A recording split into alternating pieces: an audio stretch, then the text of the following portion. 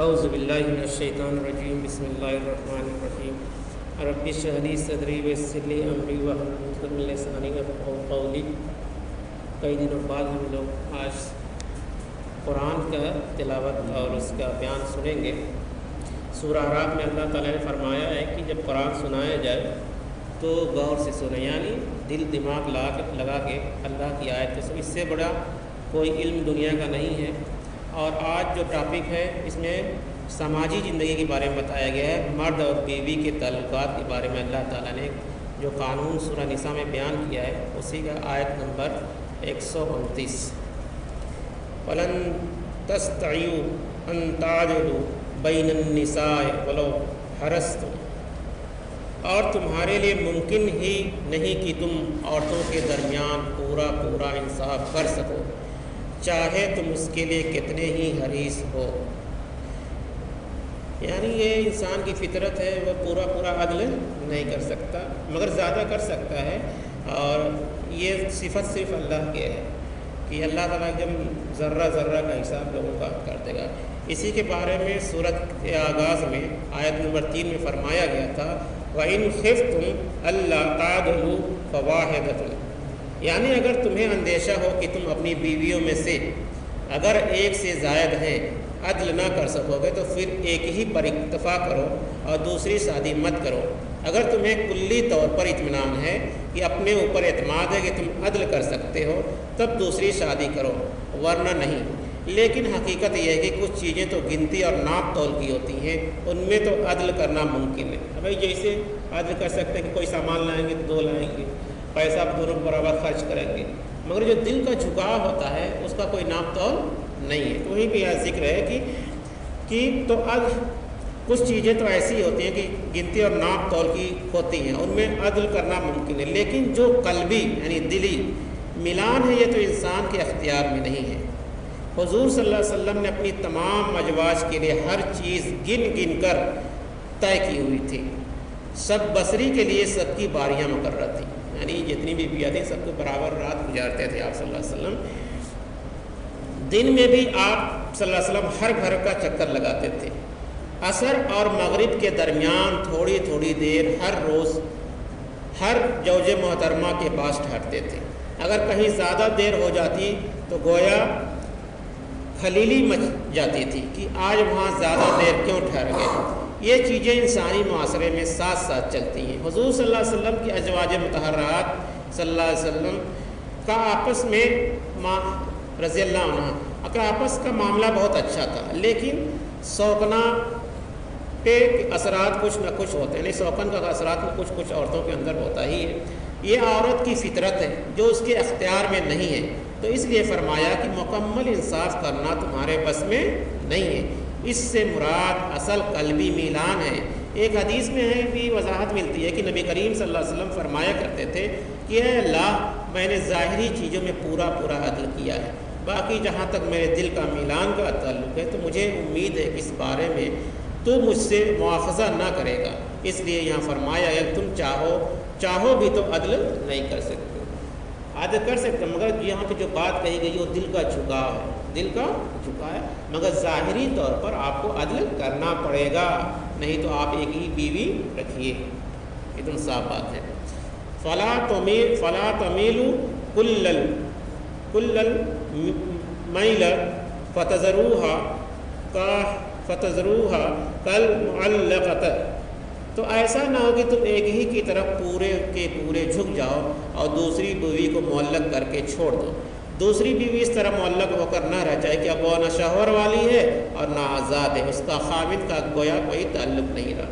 آج یہ سماج میں ایسا دیکھا جاتا ہے کہ اگر کوئی 2 شادی کر لیتا ہے تو ایک کی طرف پورا جھکا ہوا ہے، دوسرے کا کوئی پرواہ نہیں ہے، اس کا نہ نفقہ کا انتظام نہیں ہے، اس کے بیماری کا انتظام نہیں ہے۔ یعنی اللہ نے کہا کہ تم ایسا مت کرو کہ ایک بیوی تو ایک دم ایک طرف جھک جاؤ، دوسرے کا کوئی پرواہ ہی نہ ہو تمہارے اندر، ایسا کام نہیں کرنا ہے۔ وَإِن تُصْلِحُوا وَتَتَّقُوا فَإِنَّ اللَّهَ كَانَ غَفُورًا رَحِيمًا، اور اگر تم اصلاح کر لو اور تقویٰ کی روش اختیار کرو تو اللہ تعالیٰ بھی غفور اور رحیم ہے۔ یعنی اصلاح کرنا چاہیے، ہمیں سے کوشش کرنی چاہیے اگر جس کے پاس 2 بیوی ہے 3 بیوی ہے اور جس کے پاس طاقت وہ رکھنا بھی چاہیے، شادی کرنا بھی چاہیے، اس میں کوئی حرج کی بات نہیں ہے۔ معاشرے میں بہت سی بیوہ عورتیں ہیں، طلاق شدہ عورتیں ہیں جو اپنی پوری کی پوری زندگی گزار دیتی ہیں، اللہ ان کے اوپر رحم فرمائیں۔ اللہ نے ایسا قانون نہیں بنایا ہے، اللہ نے کہا کہ تم نکاح میں رہو، نکاح میں رہنا عزت کے ساتھ رہنا، اور سب سے زیادہ پسند اللہ نے کیا ہے۔ اب اگلی آیت میں طلاق کے معاملے میں ایک اہم نقطہ بیان ہو رہا ہے کہ طلاق یقیناً ایک نہایت سنجیدہ مسئلہ ہے، اس لیے رسول اللہ صلی اللہ علیہ وسلم نے فرمایا بعض الحلال الی اللہ تعالی طلاق۔ یہ سنن ابی داؤد کی حدیث ہے کہ حلال چیزوں میں اللہ تعالیٰ کے نزدیک سب سے زیادہ ناپسندیدہ چیز طلاق ہے، لیکن ہمارے معاشرے میں اس کو بسا اوقات کفر تک پہنچا دیا جاتا ہے۔ لڑائیاں ہو رہی ہیں، مقدمات چل رہے ہیں، مجازوں میں موافقت نہیں ہے، ایک دوسرے کو کوس رہے ہیں، دن رات کا جھگڑا ہے، لیکن طلاق نہیں دینی ہے۔ یہ طرز عمل نہایت احمقانہ ہے اور شریعت کے منصا کے بالکل خلاف بھی ہے۔ اس آیت میں آپ دیکھیں گے کہ ایک طرح سے طلاق کی ترغیب دی گئی، یعنی اگر کسی میاں بیوی میں نہیں جم رہی ہے، اس کے معاملات نہیں مل رہے ہیں، اس کی مجاز نہیں مل رہے ہیں، اس کا رہن سب کچھ ہے، اس کا رہن سب کچھ ہے، تو اللہ تعالیٰ کا طلاق دینے میں کوئی حرج نہیں ہے، اسی طلاق دے دو جو اللہ نے آسان طریقہ بتایا ہے۔ اب اسی کا ذکر ہے وَإِن يَتَفَرَّقَا يُغْنِ اللَّهَ كُلًّا مِّن سَعَتِهِ۔ اگر وہ میاں بیوی دونوں علیحدہ ہو جائیں گے تو اللہ کو ان کی اپنی کشادگی سے غنی کر دے گا۔ کبھی کبھی کچھ عورتیں، کچھ مرد تو نہیں ڈرتا ہے، اگر عورتیں ڈرتی ہیں کہ ہمارا طلاق ہو جائے گا تو پھر کیا ہوگا، تو یہاں پہ یہ ترغیب دلائی گئی ہے دونوں کو، اگر خوشی دونوں علیحدہ ہو گئے تو اللہ تعالیٰ دونوں کو غنی کر دے گا۔ کیا کر دے گا؟ دونوں کو غنی کر دے گا۔ اللہ کے لیے بہت مشکل کام نہیں ہے۔ ہو سکتا ہے کہ اس عورت کو بھی کوئی بہتر رشتہ مل جائے جو اس کے ساتھ مجازی موافقت نہ رکھنے والا، اور اس شوہر کو بھی اللہ تعالیٰ کو بہت بہتر بیوی دے دے۔ میاں بیوی کا ہر وقت لڑتے رہنا، دنگا فساد کرنا، عدم موافقت کے باوجود طلاق اختیار استعمال نہ کرنا، یہ سوچ ہمارے یہاں ہندو معاشرت اور عیسائیت کی اثرات کی وجہ سے پیدا ہوئی۔ ہندو مت کی طرح عیسائیت میں بھی طلاق حرام ہے۔ دراصل انجیل میں تو شریعتاً قانوناً ہی نہیں ہے کہ صرف اخلاقی تعلیمات ہیں، چنانچہ جس طرح سے نبی کریم صلی اللہ علیہ وسلم فرمایا کہ ایسی کوئی بات حضرت مسیح علیہ السلام نے بھی فرمائی تھی کہ کوئی شخص بلا وجہ اپنی بیوی کو طلاق نہ دے کہ معاشرے میں اس کی منفی اثرات مرتب ہونے کا اندیشہ ہو۔ طلاق شدہ عورت کی دوسری شادی نہ ہونے کی صورت میں اس کا آوارہ ہو جانا کا امکان ہے۔ اگر ایسا ہوا تو اس کا وبال اسے بلا وجہ طلاق دینے والے کے سر جائے گا۔ اگر کسی نے بلا وجہ طلاق دے دیا اور اب اس کی بیوی جو طلاق شدہ ہے اس نے کوئی غلط کام اختیار کر لیا تو اسی کے سر جائے گا۔ لیکن ایک محض اخلاقی تعلیم تھی، کوئی قانونی شک نہیں تھی۔ عیسائیت کا قانون تو وہی ہے جو تورات کے اندر ہے، اور حضرت مسیح علیہ السلام میں فرما گئے ہیں کہ یہ نہ سمجھو کہ قانون کو ختم کرنے آیا ہوں، بلکہ حضرت موسیٰ علیہ السلام کی شریعت تم پر بدستور نافذ رہے گی۔ قانون بہرحال قانون ہے، اخلاقی ہدایت کو قانون کا درجہ تو نہیں دیا جا سکتا، لیکن عیسائیت میں اس طرح کی اخلاقی تعلیم کو قانون بنا دینا جس کی وجہ سے بلا جواز پیچیدگیاں پیدا ہوئیں۔ چنانچہ ان کے ہاں کوئی شخص اپنی بیوی کو اس وقت تک طلاق نہیں دے سکتا تھا جب تک کہ اس پر بدکاری کا جرم ثابت نہ کرے، لہٰذا وہ طلاق دینے کے لیے طرح طرح کے طریقے استعمال کر کے بیوی کو پہلے بد کردار بناتے ہیں، پھر اس کا ثبوت فراہم کرتے ہیں، تب جا کر ان سے جان چھڑاتے ہیں۔ یہ کس کے کیا تھا؟ عیسائیوں کے یہاں، انگریزوں کے یہاں۔ تو شریعت کو درست اور آسان راستے اگر چھوڑ دیے جائیں تو پھر اس طرح غلط اور مشکل راستے اختیار کرنے پڑتے ہیں۔ یہی وجہ ہے کہ اس آیت میں عدم موافقت کی صورت میں طلاق کے بارے میں ایک طرح کی ترغیب نظر آتی ہے، یعنی طلاق اگر ایک دم معاملہ نہیں پڑ رہا ہے، مجاز ایک دم نہیں مل رہا ہے، تو لڑائی جھگڑا سے اچھا ہے کہ دونوں الگ ہو جائیں، اور اللہ تعالیٰ اس بیوی کو، اس عورت کو بھی اچھا شوہر دے دے گا، اور اس مرد کو بھی اچھی بیوی مل جائے گی۔ اور ایسا سماج کے اندر ہوتا ہے، دیکھا گیا ہے کہ بہت ایسے معاملات رہے، کسی نے الزام لگا دیا کہ اس کو بچہ نہیں ہو رہا، اب اس کا دوسرا نکاح ہوا تو کئی بچے پیدا ہو گئے۔ تو اسلام نے آسانی پیدا کی ہے، کسی کو زبردستی نہیں کرنا ہے۔ ہاں اگر دل مل رہا ہے، دل کے ساتھ، ہاں پہلے کوشش کرنی چاہیے کہ تھوڑے تھوڑے معاملات میں طلاق نہ دیں، کچھ برداشت بھی کرنا چاہیے. ہاں بہت بڑی بات ہو جائے ایک دم اب گنجائش سے نہیں کوئی رہ گئی تو اس کو طلاق دے لو, اور کچہری میں نہیں جانا ہے طلاق دینے کے لیے. جس طرح سے مولانا کو بڑھا کے نکاح پڑھاتے ہیں اسی طرح سے مولانا کو بیٹھ کے آ کے سامنے طلاق بھی دے دیں. طلاق ٹائم تو مولوی صاحب, نکاح کا ٹائم مولوی صاحب, اور طلاق کا ٹائم کچہری. یہ غلط طریقہ, یہ باطل طریقہ, یہ شیطانی طریقہ ہے. اللہ نے کہا کہ آپس میں بیٹھ کر کے جو بھی ہو آپس میں صلح مشورہ سے کام چلا لو, یہی اچھا طریقہ ہے. وَقَانَ اللَّهَ وَاسِعًا حَكِيمًا, اور اللہ بڑی وسعت رکھنے والا ہے, حکمت والا ہے. اللہ کے خزانہ بڑی وسیع ہے, اس کا ہر کام حکمت پر مبنی ہوتا ہے. یعنی اللہ کے یہاں کسی چیز کی کوئی چیز کی کمی نہیں ہے, اور جس کو چاہے غنی کر دے, جس کو چاہے مالدار کر دے, اور جو بھی اللہ کا حکم ہوتا ہے انسان تھوڑا دیر میں سمجھے, 10 سال میں سمجھے, 20 سال میں سمجھے, مگر اس میں اس کی بھلائی ہوتی ہے. وَلِلَّهِ مَا فِي السَّمَاوَاتِ وَمَا فِي الْأَرْضِ, اور اللہ ہی کا ہے جو کچھ آسمانوں میں ہے اور جو کچھ زمین میں. یعنی اللہ تعالیٰ نے اتنی بات سکھانے کے بعد بتایا انسانوں کو کہ جو کچھ تم آسمان اور زمین کے بیچ میں دیکھ رہے ہو وہ سب کچھ اللہ ہی کا ہے, اور سب کا حاکم اللہ ہی ہے. وَلَقَدْ وَصَّيْنَا الَّذِينَ أُوتُوا الْكِتَابَ مِن قَبْلِكُمْ وَإِيَّاكُمْ أَنْ اتَّقُوا اللَّهَ, اور دیکھو مسلمانوں تم سے پہلے جن لوگوں کو کتاب دی گئی تھی انہیں بھی ہم نے وصیت کی تھی, اور اب ہم تمہیں بھی یہی وصیت ہے کہ اللہ کا تقوی اختیار کرو. یعنی اللہ سے ڈرو اور اللہ کی جو قانون ہے اس کے مطابق اپنی زندگی گزارو. احکام شریعت کی تعمیل کے لیے سلسلے میں اصل جذبہ محرک تقوی ہے. اگر اللہ کا ڈر نہیں ہوگا تو کوئی انسان صحیح کام کر ہی نہیں سکتا. چاہے دنیا میں دیکھیں کس طرح کے قانون بنتے ہیں, سی کیمرہ لگتا ہے, یہ لگتا ہے,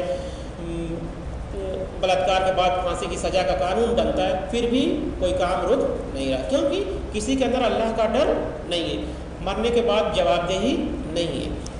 تقوی کے بغیر شریعت بھی مذاق بن جائے گی. رسول اللہ صلی اللہ علیہ وسلم کے خطبہ کے الفاظ بہت مشہور ہیں, اور خطبات جمعہ بھی اکثر انہیں شامل کیا جاتا ہے.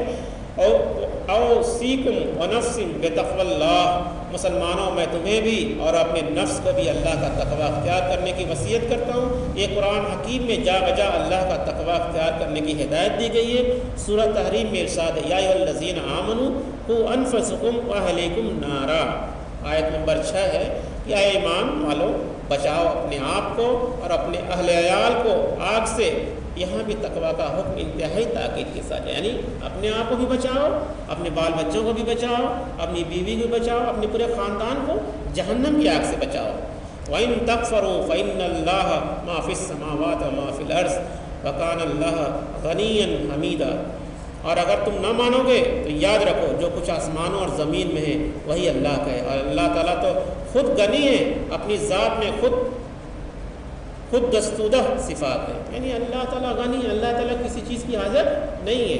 اگر تم اللہ کا کوئی بات نہیں مانتے تو اللہ کا کچھ نہیں بنا بگاڑ پاؤ گے, تمہارا ہی نقصان ہوگا. اس لیے اللہ کا تقوی اختیار کرو. وَلِلَّهِ مَا فِي السَّمَاوَاتِ وَمَا فِي الْأَرْضِ وَكَفَىٰ بِاللَّهِ وَكِيلًا, اور آسمانوں اور زمین میں جو کچھ ہے وہ اللہ ہی کا ہی ہے, اور اللہ کافی ہے کارساز ہونے کے اعتبار سے. اگر میاں بیوی میں واقعہ نباہ نہیں ہو رہا ہے تو بے شک وہ علیحدگی اختیار کر لیں, دونوں کا کارساز اللہ ہے. عورت بھی یہ سمجھے کہ میرا شوہر مجھ پر جو ظلم کر رہا ہے اور میرے ساتھ انصاف نہیں کر رہا ہے, اس صورت میں اگر اس سے تعلق منقطع کر لوں گی تو اللہ کارساز ہے, وہ میرے لیے کوئی راستہ پیدا کر دے گا. اور اسی طرح کی سوچ مرد کی بھی ہونی چاہیے. اس کے برعکس یہ سوچ انتہائی احمقانہ اور خلاف شریعت ہے کہ ہر صورت میں عورت سے نباہ کرنا چاہے, اللہ سے بغاوت ہی کیوں نہ ہو جائے. لہٰذا ہر چیز کو اس مقام پر رکھنا چاہیے. یعنی اب کبھی کبھی عورت بھی بہت بدتمیز ہوتی ہے. اگر آپ سے کوئی حرام کام کرا رہی ہیں, آپ سے کسی چیز کا جو اللہ کی شریعت مطالبہ نہیں ہے اس کا ڈیمانڈ کر رہی ہیں, تو ایسا نہیں ہے کہ آپ اس کو نبھانے کی کوشش کرو. ہم کو 7 جنموں کا پھیرا نہیں لینا ہے. ہم کو اللہ نے بتایا کہ ہم نکاح ایک سماجی گٹھ بندھن ہے, جب تک آسانی سے نبھے گا. ہاں کوشش کرنا چاہیے کہ آسانی سے نبھ جائے اور حسن سلوک کے ساتھ. یہ نہیں کہ ٹینشن میں کبھی کبھی ایسے لوگ بیان کرتے ہیں کہ پتہ چلا کہ 50 سال کی عمر ہو گئی, 60 سال کی عمر ہو گئی, میاں بیوی کا کوئی بات چیت نہیں ہے, 10 سال 20 سال سے بند ہے, اور بیوی بھی ہے. یہ کیسے ہو سکتا ہے؟ سب سے نزدیک رشتہ مرد کا بیوی سے ہوتا ہے. ایسے بھی معاملات دیکھے گئے تو یہ شریعت کے خلاف ہے.